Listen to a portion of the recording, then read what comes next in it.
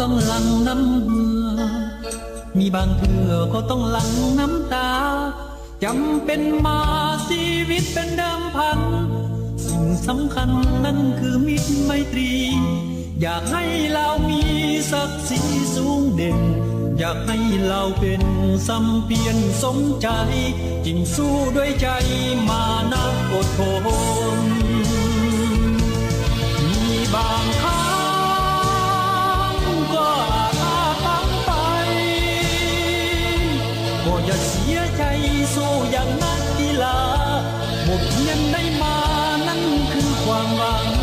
อนาคตยังเมืองสดใสเข้มแข็งก้าวไปนักกีฬา